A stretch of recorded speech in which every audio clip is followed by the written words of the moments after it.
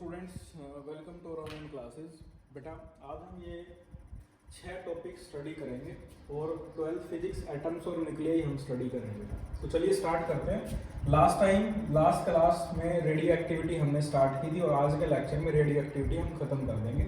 तो लास्ट जो टॉपिक था हमारा रेडियो एक्टिविटी में वो था बेटा डीके इक्वेशन। डीके इक्वेशन में हमने ड्राइव किया था ये relation n equal to n naught e power minus lambda.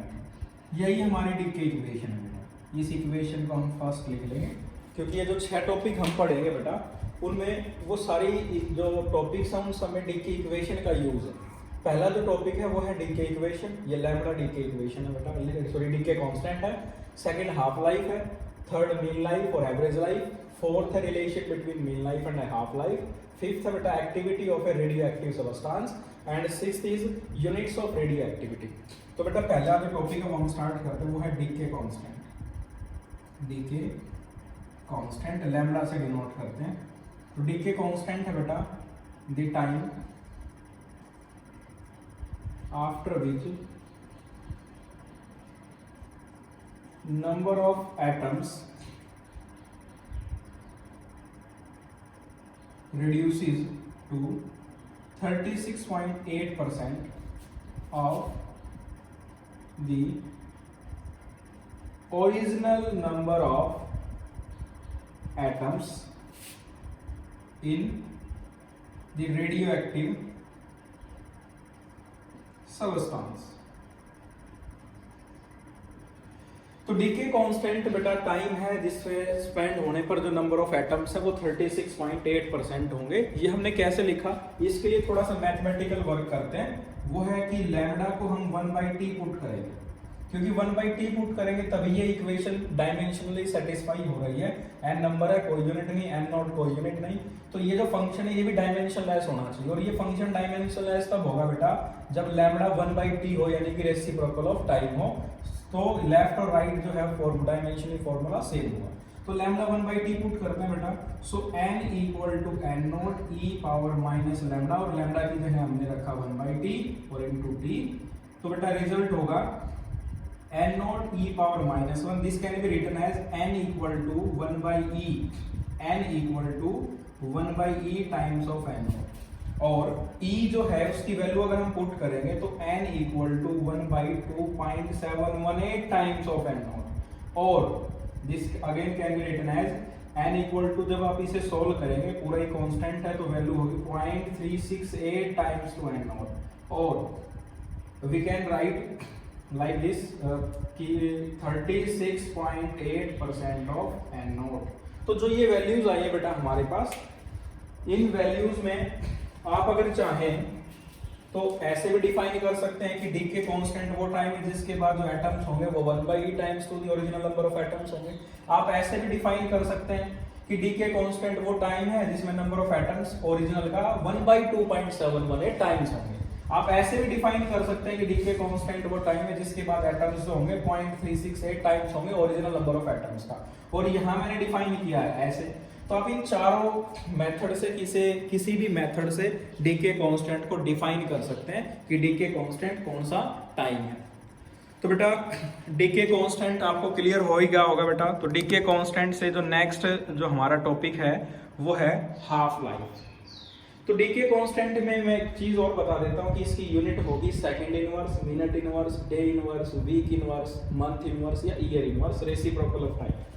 तो चलिए स्टार्ट करते हैं हमारा सेकंड टॉपिक जो है हाफ लाइफ। सेकंड टॉपिक है बेटा हाफ लाइफ। हाफ लाइफ यानी कि वो टाइम जिसमें हाफ सबस्टेंस क्या होगा, डिसइंटीग्रेटेड हो जाएगा। इसे हम टी हाफ से डिनोट करते हैं। ये वो समय है जिसमें किसी रेडियो एक्टिव सैंपल के अंदर हाफ जो न्यूक्लियाई है वो डिसइंटीग्रेट हो चुके हैं, half radio active nuclei substance के अंदर प्रेजेंट है, उस एलिमेंट के अंदर प्रेजेंट है। The time during which half of the substances, half of the atoms from a radioactive substances are disintegrated. In other words, we can say the time after which half of the radioactive substance remains undecayed in the sample. तो आप जैसे चाहे इसे define कर लें। तो हम इसको डिफाइन करेंगे the time the time after which number of atoms reduces to half of the original number of atoms। ये नंबर है बेटा, number of atoms, original number of atoms. तो बेटा इसके लिए हमें मैथमेटिकल रिलेशन डिराइव करना है, और उस मैथमेटिकल रिलेशन में ये जो डीके इक्वेशन है हम इसी की हेल्प लेंगे। तो बेटा इसमें एक छोटी सी कंडीशन हम यूज करेंगे, वो कंडीशन है कि if small t equal to t half, half time को टी हाफ से डिनोट करें, if small t equal to t half then number of atoms which are left in a sample becomes n naught by 2, n naught by 2। Decay constant वो time है जिसमें जो substance होंगे वो original का half हो जाएंगे, सैंपल के अंदर जो बचेंगे n जो है, n वो एटम है जो सैंपल के अंदर बचे आफ्टर टाइम t। अगर ये t p हाफ के इक्वल है तो ये एटम्स n नॉट बाई 2 होंगे। तो ये पुट करेंगे इसमें from decay equation, from decay equation n की जगह आपको n ओरिजिनल बाई 2 लिखना है, और राइट में था n naught e power minus lambda, और t की जगह रखना है बेटा t हाफ।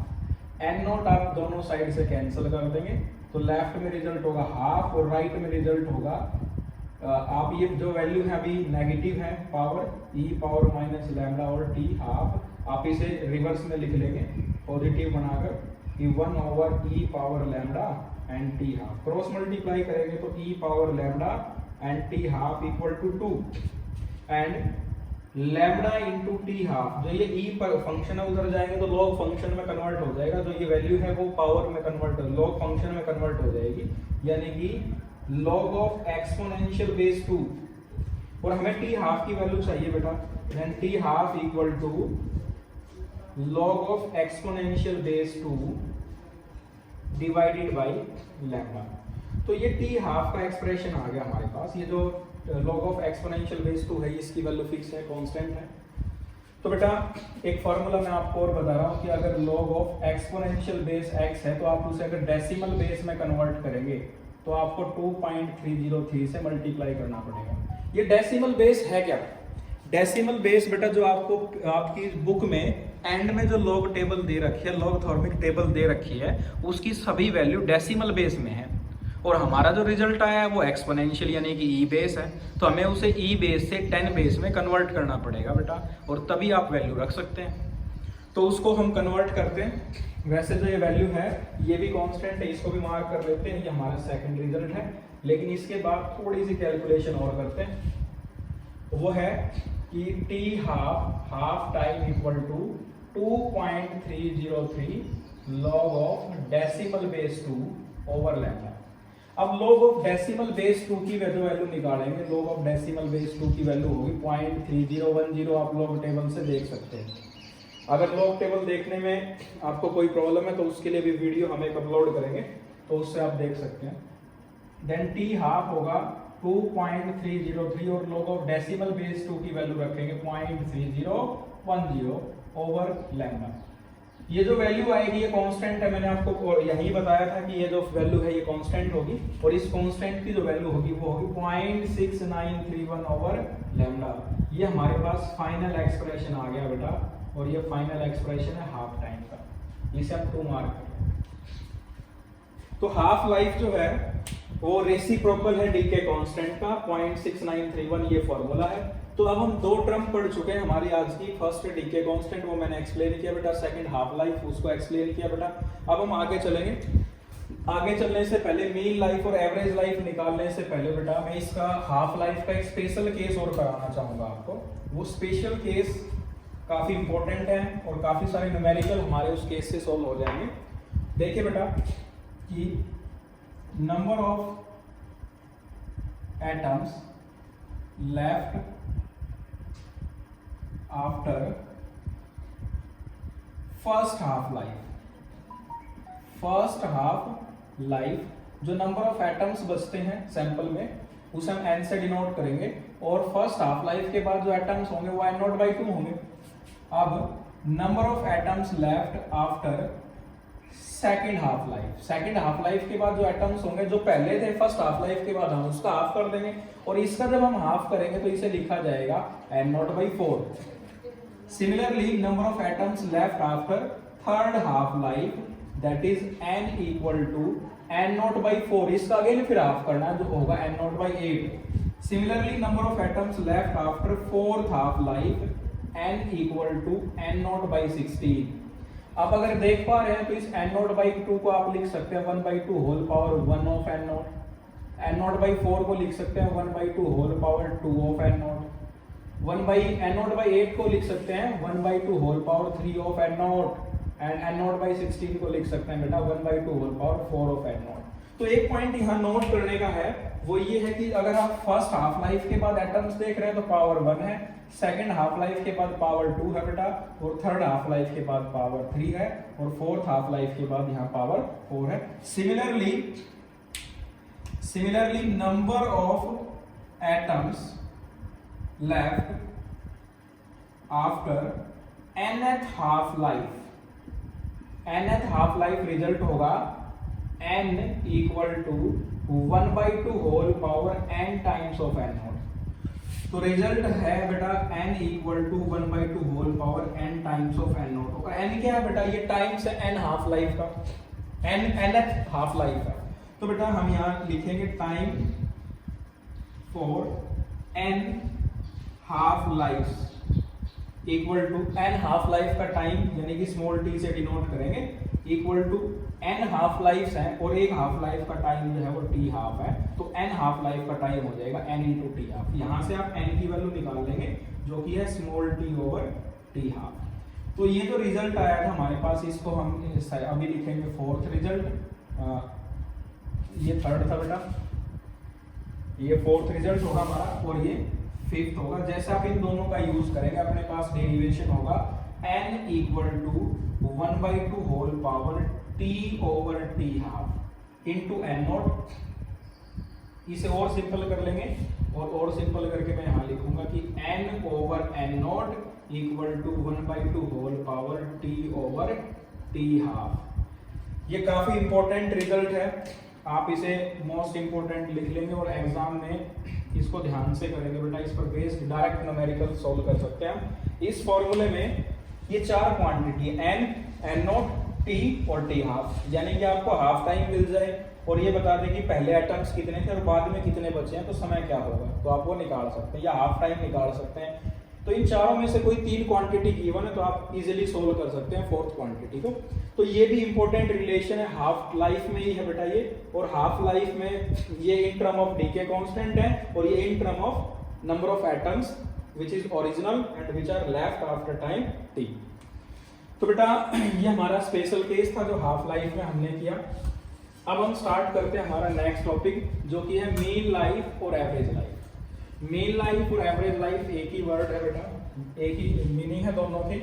तो एवरेज लाइफ क्या होगा, एवरेज लाइफ और हाफ लाइफ, बेटा ये आपने पहले भी पढ़ा है, आपने 9th और 10th क्लासेस में आप एवरेज वैल्यू निकालते थे बेटा, तो जैसे एवरेज वेट निकालते थे। हमारे क्लास में जो टोटल 20 स्टूडेंट हैं और हम एवरेज वेट निकालना चाह रहे हैं, तो हम क्या करेंगे, सभी के वेट को ऐड करेंगे और टोटल नंबर ऑफ स्टूडेंट यानी कि 20 से डिवाइड कर देंगे, तो हमारे पास एक जो फिक्स वैल्यू आएगी, that value is average value of weight. तो ऐसे ही बेटा एवरेज लाइफ क्या होगी, एवरेज लाइफ को ग्रीक लेटर टाउ से डिनोट करते हैं।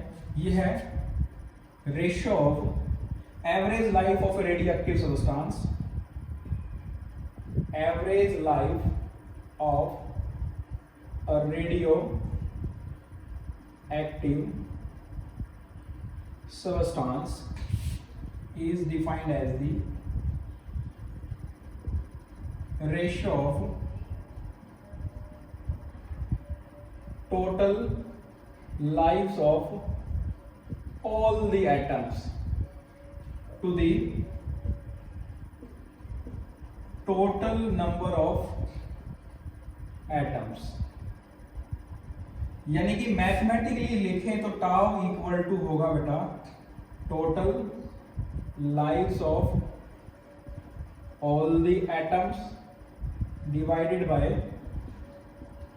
Total number of atoms. अब हम एक रेडियो एक्टिव सैंपल कंसीडर करेंगे। उस रेडियो एक्टिव सैंपल में इनिशियली जो एटम्स हैं वो n नॉट है, n ओरिजिनल है इनिशियली, यानी कि डीके होने से पहले जो एटम्स है वो n नॉट है। अब जब डीके हुआ तो t टाइम के बाद, t समय के बाद एटम्स है n। अब t टाइम के बाद जब सैंपल खाली हो जाएगा तो एटम होंगे 0 और जो टाइम होगा वो इनफाइनाइट होगा, क्योंकि जो समय लगता है वो काफी ज्यादा लगता है। तो हमें क्या करना है कि जब सैंपल में n नॉट से लेकर 0 पार्टिकल रह जाए वो तब तक का समय नोट करना है, और उस टोटल टाइम को ही हम कहेंगे total lives of all the atoms, यानी कि tau equal to t total time. और डिवाइड बाई एटम्स कितने हैं, जितने नंबर ऑफ एटम्स हैं तो वो हो गए n नॉट। तो ये जो वैल्यू आएगी एक एवरेज वैल्यू होगी, यानी कि एक एटम एवरेज टाइम क्या है जितने समय के लिए वो सैंपल में रहा है।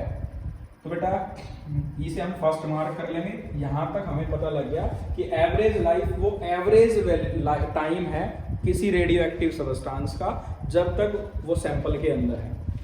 तो ये रेशियो है total life of all the atom to the total number of atoms. अब इसे सोल्व कैसे करेंगे बेटा, तो इसके लिए इसे सोल्व करने के लिए हम यूज करते हैं according to decay law. According to decay law, radioactivity में डीके लॉ आपको कराए गए थे इससे प्रीवियस लेक्चर में, वो आपको अपलोड कर रखा बेटा, वहां से आप देख सकते हैं रेडियो एक्टिविटी के नाम से। और ये रेडियो एक्टिविटी में सेकंड लेक्चर है। तो according to decay law dn over dt equal to lambda n। वहां माइनस साइन की था, माइनस का मीनिंग था कि पार्टिकल डिसइंटीग्रेट हो रहे, यहां हम यूज नहीं करेंगे इसमें।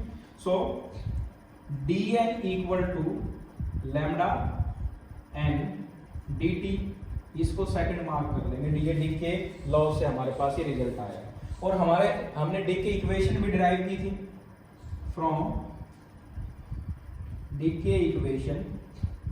और डी के इक्वेशन में आपने पढ़ा था कि n equal to n naught e power minus lambda t, इसे हम 3 मार्क कर लेंगे। तो यहां देखिए बेटा, from equation second and third, इस इक्वेशन सेकंड और थर्ड से जो रिजल्ट आया n की जो वैल्यू है वो आप सेकंड में पुट करेंगे बेटा।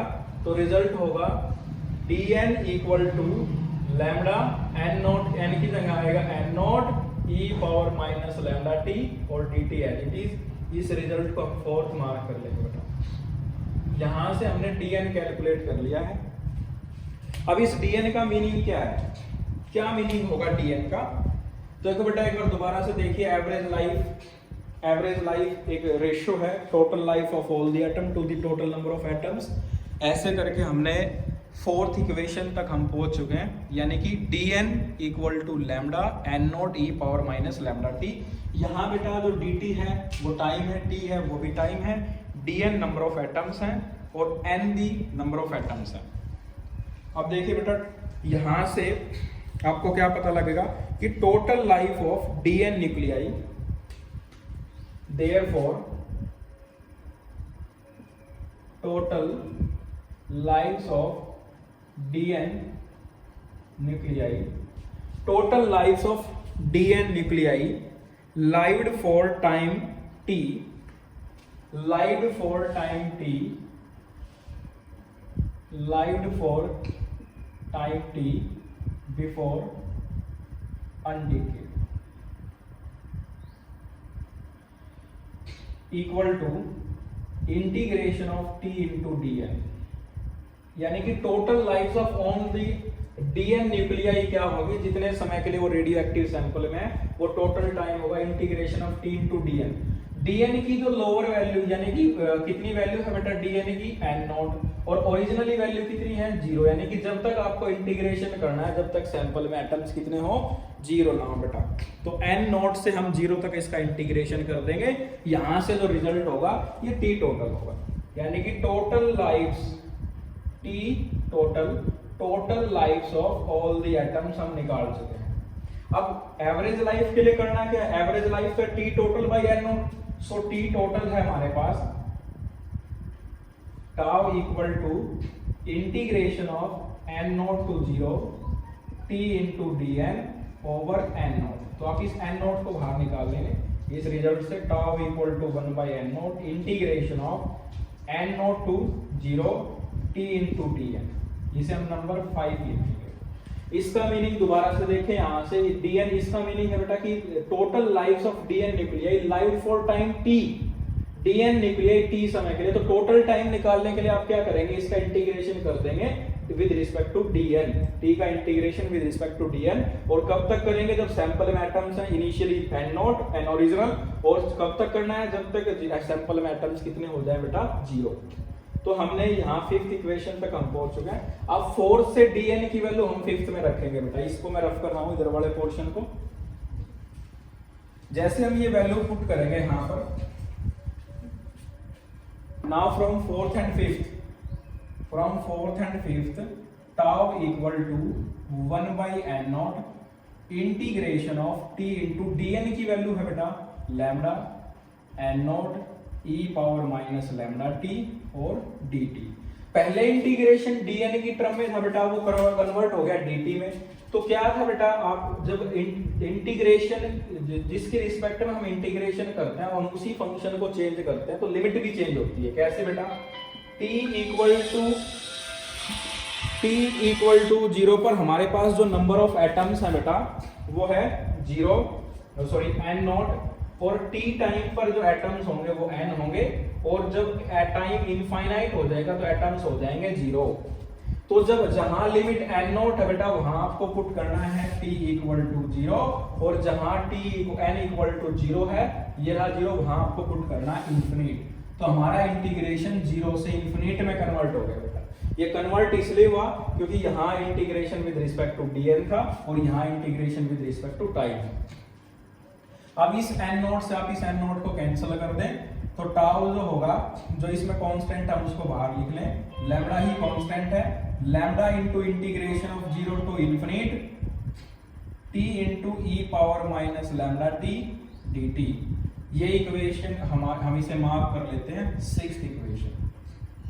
एवरेज लाइफ में बेटा आप इसमें डायरेक्ट वैल्यू पुट करके भी आंसर निकाल सकते हैं, बट बेटा मैं इसका कंप्लीट डेरिवेशन कराना चाह रहा हूं आपको। ये जो इंटीग्रेशन है इसमें 2 फंक्शन है टाइम के, ये भी टाइम है और e पावर है वो भी टाइम का फंक्शन है। तो अगर 2 फंक्शन है तो हम इसे uv फॉर्मूला जिसे हम इंटीग्रेशन बाय पार्ट्स बोलते हैं, तो उसकी हेल्प से इसे सोल्व कर सकते हैं। Integration by parts, integration by parts में हमें पहला यूज करना होता है एक फार्मूला, आइलेट फार्मूला बोलते हैं जिसे। आइलेट फार्मूले का यूज किया जाता है इन दोनों फंक्शन में से आप फर्स्ट फंक्शन किसे कंसीडर करेंगे और सेकंड फंक्शन किसे कंसीडर करेंगे, सिर्फ इसका पता लगाने के लिए। इसमें आई जो है वो यूज होता है इनवर्स फंक्शन के लिए, एल यूज होगा लॉगथॉर्मिक फंक्शन के लिए, लॉग फंक्शन के लिए, ए यूज होगा अलजेब्रिक फंक्शन के लिए, टी यूज होगा बेटा ट्रिग्नोमेट्रिक फंक्शन के लिए, और ई यूज किया गया है एक्सपोनेंशियल फंक्शन के लिए। तो ये हमारा एक्सपोनेंशियल फंक्शन है और ये अलजेब्रिक फंक्शन है। ई फंक्शन बाद में आ रहा है तो हम उसे सेकंड फंक्शन कहेंगे, और टी अलजेब्रिक फंक्शन एक्सपोनेंशियल से पहले है तो हम उसे फर्स्ट फंक्शन कहेंगे। तो आपको आइलेट फॉर्मूले का यूज पता लग गया है कि इसका यूज किया गया सिर्फ फर्स्ट और सेकंड फंक्शन का पता लगाने के लिए, इसका सिर्फ यूज इतना ही है। जब आपको ये पता लग गया कि फर्स्ट और सेकंड फंक्शन है तो आप इसे सोल्व कैसे करेंगे, तो इसको सोल्व करने के लिए हमारे पास एक फॉर्मूला होता है यूवी फॉर्मूला, या यूवी फॉर्मूला की बात बजाय आप इसे फर्स्ट सेकंड फॉर्मूला लिख लें। और इसे कैसे सोल्व करते हैं, अगर हमारे पास 2 फंक्शन है टाइम के और u इंटू वी या फर्स्ट इंटू सेकंड, तो उसे सोल्व करने का फॉर्मूला होता है first function as it is, जो फर्स्ट फंक्शन है t उसको हम एज इट इज रखेंगे, into integration of second function, second function को इंटीग्रेट कर देंगे, first as it is second integration, minus integration of differentiation of first, first को हम डिफरेंशिएट करेंगे, into integration of second, second को इंटीग्रेट करेंगे, यानी कि फर्स्ट को डिफरेंशिएट करने के बाद सेकंड को इंटीग्रेट करने के बाद जो प्रोडक्ट आएगा, जो रिजल्ट आएगा, उसका फिर दोबारा से आपको इंटीग्रेशन करना है। ये फॉर्मूला है। इस फॉर्मूले को देखकर नहीं घबराना, कभी बायो वाले जो स्टूडेंट है वो सर पकड़ ले बेटा, सिंपल है, डिफिकल्ट नहीं है। अब इसी की हेल्प से हम ये कंप्लीट डेरिवेशन सॉल्व करेंगे इंटीग्रेशन बाय पार्ट्स के जरिए।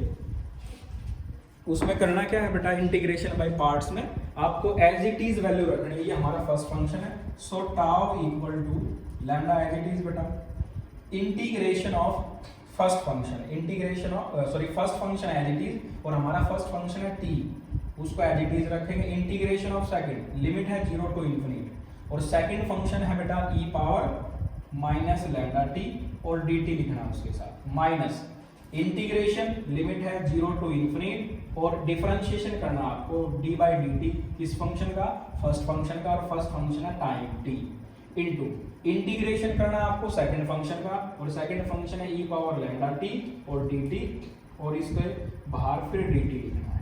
ये रिजल्ट है 7। तो हमने हमारा जो फॉर्मूला था बेटा, हमने उस फॉर्मूले को ही क्या किया बेटा, उस फॉर्मूले को ही आगे एक्सप्लेन किया है।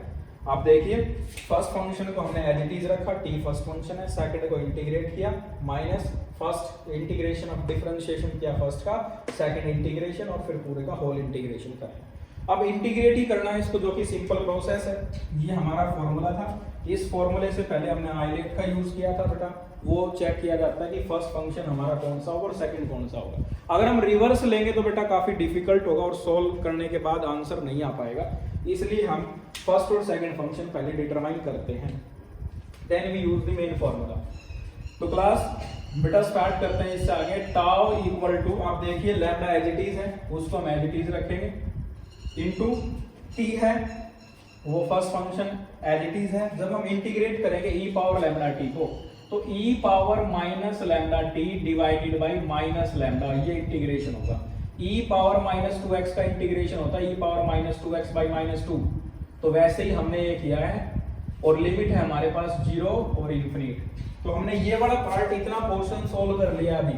इससे आगे चलते हैं, dt से dt कैंसिल होगा क्योंकि डिफरेंशिएशन t का विद रिस्पेक्ट टू t1 होगा, तो हम इसे लिखेंगे इंटीग्रेशन ऑफ 0 टू इन्फिनिट, और इसे हम लिखेंगे 1, ये 1 है, और 1 इंटू इसका इंटीग्रेशन भी कर देते हैं बेटा। इंटीग्रेशन करेंगे तो e power minus lambda t divided by minus lambda, then एक dt और हमारे पास बाद में ये dt तो इंटीग्रेशन करते ही खत्म हो जाएगा बेटा, लेकिन बाद वाला dt है अभी, तो उसके लिए हमने उसे एज इट इज रखा। Then tau equal to lambda, अभी आप इसमें से माइनस लैम्डा जो कि कांस्टेंट है उसे कॉमन निकाल लें, माइनस लैम्डा, और t फंक्शन को अंदर ले जाए, t into e power minus lambda t, और limit 0 to infinite, minus integration of 0 to infinite, इसमें से भी माइनस आप 1 बाई लैम्डा कॉमन निकाल लें, और जो वैल्यू आई हमारे पास वो है e power minus lambda t और dt। Now tau equal to lambda into minus 1 by lambda, limit put करेंगे बेटा, पहले अपर लिमिट t की जगह रखेंगे infinite, into e power minus lambda, और t की जगह फिर infinite, minus t, lower limit t की जगह आप रखेंगे 0, और into e power minus lambda into 0।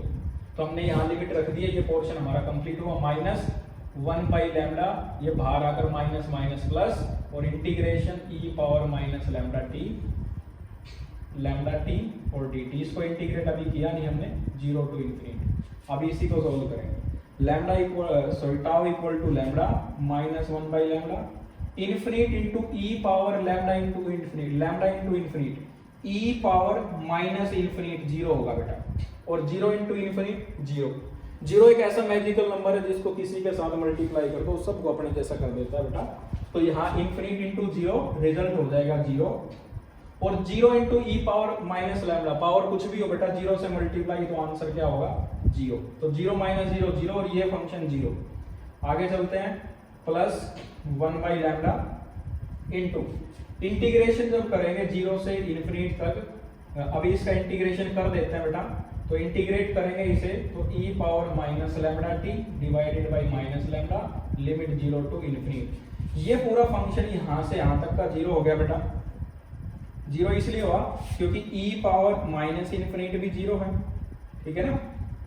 तो tau equal to lambda into 0 plus, ये माइनस बाहर आएगा तो बेटा इस प्लस को फिर से माइनस कर देगा, 0 माइनस 1 बाई लैम्डा स्क्वायर, और अंदर रहेगा सिर्फ e power minus lambda t, limit 0 to infinite.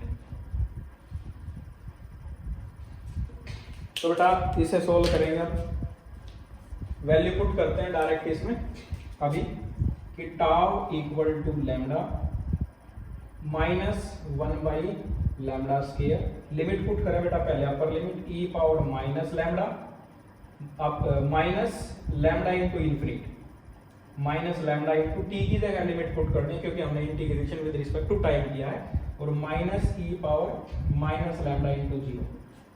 तो आप देख लें tau equal to lambda into minus 1 lambda square, e power minus infinite होता है 1, ई पावर माइनस इन्फिनिट 1 है बेटा, और माइनस एज इट इज, और ई पावर 0 भी होगा, क्या होगा बेटा ई पावर 0 होगा बेटा, ई पावर माइनस इन्फिनिट होगा बेटा 0, सॉरी ये फंक्शन होगा 0, और ई पावर माइनस 0, ई पावर यानी किसी भी फंक्शन की पावर 0 क्या होगी 1 होगी बेटा। तो जब आप इसे सोल्व करेंगे तो tau equal to lambda into 1 lambda square, और लैम्डा से एक पावर कैंसिल करने पर जो हमारे पास वैल्यू आएगी एवरेज लाइफ की, टाउ इक्वल टू 1 लैम्डा। तो जो एवरेज लाइफ है हमारे पास, जो रिजल्ट आया टाउ इक्वल टू वो 1 लैम्डा है, रेसिप्रोकल ऑफ डीके कांस्टेंट है बेटा। ये हमारी एवरेज लाइफ का एक्सप्रेशन है, थोड़ा लेंथी हो गया बेटा लेकिन इंपॉर्टेंट है। आप इसे मैंने कंप्लीट इंटीग्रेशन कराया, आप इसमें डायरेक्ट वैल्यू पुट कर सकते हैं, यानी कि यहाँ तक जो रिजल्ट निकालेंगे आप इस रिजल्ट में कह सकते हैं कि tau equal to lambda and integration of T into E power minus lambda T D T, इस फंक्शन की वैल्यू क्या हो जाएगी बेटा 1 हो जाएगी, T into E power minus lambda into D T. आप देख सकते हैं इस फंक्शन की वैल्यू क्या होगी, सॉरी 1 लैम्डा स्क्वायर होगी बेटा, 1 लैम्डा स्क्वायर वैल्यू आएगी, वो यहाँ पुट करेंगे तो आंसर अपना आएगा tau equal to reciprocal of lambda. आप सोल्व कर सकते हैं। तो इसे दोबारा से देखें बेटा, 2 मिनट और लगाते हैं इसमें।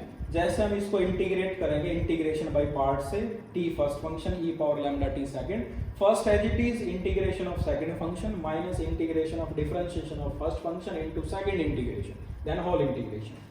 तो लैम्डा टी पावर इसमें हमने लैम्डा इस 1 लैम्डा माइनस लैम्डा इससे बाहर किया, लिमिट पुट की बेटा upper limit minus lower limit, ये रिजल्ट 0 आ गया। फिर हमने इसको इंटीग्रेट किया तो बेटा हमारे पास रिजल्ट था 1 lambda square e power lambda T.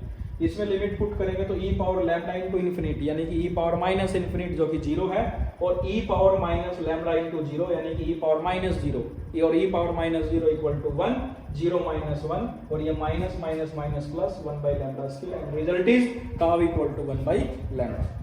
तो हमने अभी 3 टॉपिक हमने कंप्लीट कर लिए हैं। फर्स्ट था decay constant, second half life, third mean life और एवरेज लाइफ, ये हमने कंप्लीट ड्राइव कर लिया बेटा। अब हम नेक्स्ट आगे चलते हैं कि relation between half life and average life. Half life और एवरेज लाइफ में क्या रिलेशन है, तो देखो बेटा टी हाफ के लिए हमने रिलेशन निकाला था 0.6931 ओवर टाउ, और अभी सॉरी टाउ नहीं बेटा लैम्डा था, एंड टाउ जो एवरेज लाइफ है वो है 1 lambda.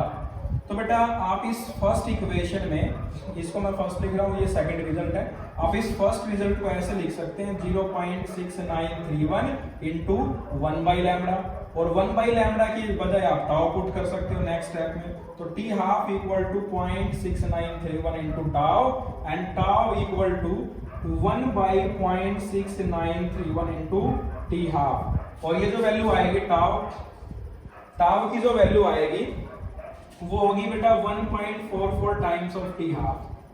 Tau equal to average life equal to 1.44 times of half life. ये रिलेशन है बेटा मेन लाइफ और हाफ लाइफ में।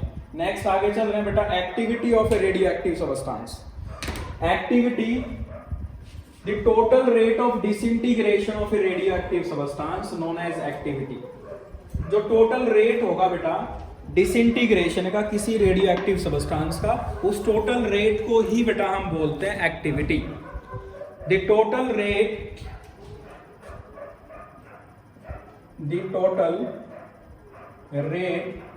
Of disintegration of a radioactive substance is known as activity। यानी कि जो ये dn/dt है ना बेटा, यही रेट होता है और इसी रेट को हम एक्टिविटी बोलते हैं। r से डिनोट करते हैं, कुछ बुक इसे a भी लिखती है।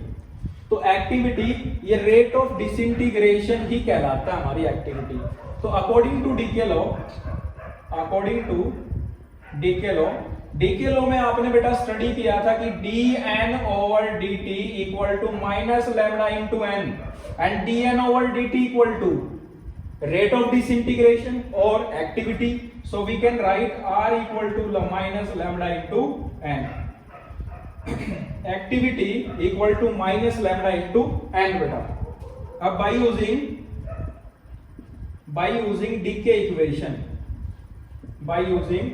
decay equation n equal to n naught e power minus lambda t, n equal to n naught e power minus lambda t। अब आप इसे डिफरेंशिएट कर दें, differentiating on both side with respect to time.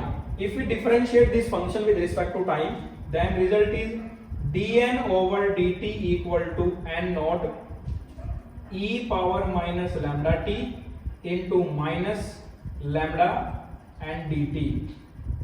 So result is dn/dt equal to minus lambda n naught e power minus lambda t dt। dn/dt equal to minus lambda n naught e power minus lambda t dt। तो ये जो dn/dt है, इसे तो हम बोल रहे हैं बेटा क्या है, ये एक्टिविटी r से डिनोट करें, यहां लिख लेंगे हम, ये है original activity. dn/dt equal to r equal to lambda n naught e power minus lambda t, lambda dt का नहीं बेटा t आएगा यहाँ पर। dn/dt जैसे आप इसे डिफरेंशिएट करें, dn/dt n naught e power minus lambda t and minus lambda और dt into with respect to time 1 होगा बेटा इसका इंटीग्रेशन। और ये हो गया बेटा r equal to minus lambda n naught e power minus lambda t। Lambda n equal to r है और लैम्डा n नोट क्या हो जाएगा, n नोट तो ओरिजिनल नंबर ऑफ एटम्स है, सो लैम्डा n नोट हो जाएगा बेटा original activity. So r equal to minus lambda n naught की जगह हम लिखेंगे r नोट यानी कि original activity into e power minus lambda t। जैसे डीके इक्वेशन थी बेटा, ये हमारे पास आ जाएगी बेटा एक्टिविटी इक्वेशन, ये एक्टिविटी इक्वेशन है। और बेटा जो फॉर्मूला आपके पास हाफ लाइफ में था, वो फॉर्मूला कुछ इस प्रकार था कि n/n0 equal to 1/2 whole power t/t half. वो फॉर्मूला यहाँ भी एज इट इज होगा कि r/r0 equal to 1/2 whole power t/t half. बेटा आप इसमें एक काम और कर सकते हैं, आप एक्टिविटी को इन टर्म ऑफ हाफ लाइफ भी कैलकुलेट कर सकते हैं, ठीक है, वो आप खुद करेंगे बेटा। तो एक्टिविटी जैसे कि मैंने बताया, ये है रेट ऑफ डिसइंटीग्रेशन यानी कि dn/dt इक्वल टू r। अब यूनिट्स की बात कर ले बेटा, यूनिट्स ऑफ रेडियो एक्टिविटी के लास्ट टॉपिक है हमारा इसमें रेडियो एक्टिविटी में। फिजिक्स में बेटा हम सभी क्वांटिटीज के लिए कोई ना कोई यूनिट सिस्टम बनाते हैं उसकी मेजरमेंट के लिए। तो हमने रेडियो एक्टिविटी या एक्टिविटी के लिए भी यूनिट डिजाइन की है। तो जो हमारे पास यूनिट है वो 3 है। First is becquerel, second is curie और थर्ड इज रदरफोर्ड। कल मैंने जो यानी कि प्रीवियस जो लेक्चर था बेटा आपका रेडियो एक्टिविटी पर, उसमें बैकरल यानी कि ये फिजिसिस्ट थे जिन्हें एक्सीडेंटली पता लगा था कि रेडियो एक्टिविटी होती है। क्यूरी ने बेटा इन्हें बाद में वेरीफाई किया था और रदरफोर्ड ने एक्सपेरिमेंट किए थे बैकरल रेज के लिए, और बैकरल रेज यानी कि अल्फा बीटा और गामा रेज इन्होंने एक्सप्लेन की थी बेटा। तो इन तीनों फिजिसिस्ट के नाम पर यूनिट है। First is becquerel, second unit है बेटा क्यूरी और थर्ड यूनिट है बेटा रदरफोर्ड। अब बैकरल जो है वो स्टैंडर्ड यूनिट है, इंटरनेशनली एक्सेप्टेड है यूनिट। 1 बैकरल BQ से लिखते हैं बेटा, 1 बैकरल होता है 1 डिके पर सेकंड। ऐसा यूनिट ऑफ रेडियो एक्टिविटी और activity is said to be becquerel if 1 decay take place in 1 second, then we can say the unit of activity is becquerel. Second is curie. becquerel is SI unit बेटा, curie बेटा, curie जो है ये भी unit है radioactive की। And 1 curie equal to 3.7 into 10 to power 10 decay per second। SI unit of radioactivity is said to be 1 curie if 3.7 into 10 to power 10 decay take place in 1 second. So the relation between Becquerel and Curie is 1 curie equal to 3.7 into 10 to power 10 Becquerel, क्योंकि 1 decay per second Becquerel है बेटा. And third और last जो unit है बेटा वो है Rutherford भी यूनिट है बेटा किसकी, रेडियो एक्टिविटी की. तो one rutherford equal to 10 to power 6 decay पर second. SI unit of radioactivity or activity is said to be Rutherford if 10 to power 6 decay take place in 1 second. And the relation between Becquerel and Rutherford is 1 Rutherford equal to 10 to power 6 Becquerel. तो बेटा ये हमने unit study की, जो हमारे पास Becquerel, Curie और Rutherford है, ये तीनों यूनिट हमने स्टडी की बेटा. जो आज का जो हमारा जो लेक्चर था उनमें हमने ये 6 टॉपिक्स डीपली स्टडी किए बेटा. इन 6 के रिगार्डिंग अगर कोई प्रॉब्लम है, कोई न्यूमेरिकल्स या किसी टॉपिक में आपको कोई कंफ्यूजन है तो आप हमें कमेंट सेक्शन में बता सकते हैं. ये काफ़ी इंपॉर्टेंट टॉपिक है. डीके कांस्टेंट डिफाइन किया, जैसे हमने हाफ लाइफ के लिए फॉर्मूला डिराइव किया, मीन लाइफ के लिए फॉर्मूला डिराइव किया, कंप्लीट डेरिवेशन किया हमने by using integration by parts, और फिर रिलेशन निकाला हाफ लाइफ और एवरेज लाइफ में. तो जैसे डीके कांस्टेंट अपने पास जो डीके इक्वेशन है बेटा, पहले तो डीके लॉ की बात करें वो dn over dt equal to minus lambda n है, ये डीके लॉ है बेटा. और फिर हमने डीके इक्वेशन पढ़ी कि n equal to n naught e power minus lambda t, ये है डीके इक्वेशन. फिर हमने हाफ टाइम के लिए एक्सप्रेशन किया, t हाफ होता है बेटा 0.6931 ओवर लैम्डा, हाफ टाइम है ये. फिर एवरेज लाइफ के लिए एक्सप्रेशन किया, वो था 1 बाई लैम्डा, और फिर रिलेशन निकाला हमने हाफ लाइफ में, जो था 1.44 टाइम्स ऑफ टी हाफ. और फिर हमने एक्टिविटी लिखा, एक्टिविटी था माइनस लैम्डा इनटू n, और फिर एक्टिविटी की इक्वेशन लिखी, एक्टिविटी को हमने r से डिनोट किया था, and activity equal to r not e power minus lambda t. ये इक्वेशन एक्टिविटी इक्वेशन है बेटा. और activity in term of half life भी आप डिराइव कर लेंगे. अब ये जो एक्टिविटी है या रेडियो एक्टिविटी जो है हम बोल रहे हैं, इसे जीजर मुलर काउंटर की हेल्प से मेजर किया जाता है. जीजर मुलर काउंटर की हेल्प से इस एक्टिविटी या रेट ऑफ डिसइंटीग्रेशन को मेजर करते हैं. तो आज हमारे इस लेक्चर में हमारी जो रेडियो एक्टिविटी है वो कंप्लीट हुई बेटा. आप न्यूमेरिकल्स ट्राई करेंगे. नेक्स्ट क्लास में हम स्टार्ट करेंगे बेटा न्यूक्लियर फिजन एंड फ्यूजन. तो बेटा मिलते हैं नेक्स्ट क्लास में. Thanks for watching the video.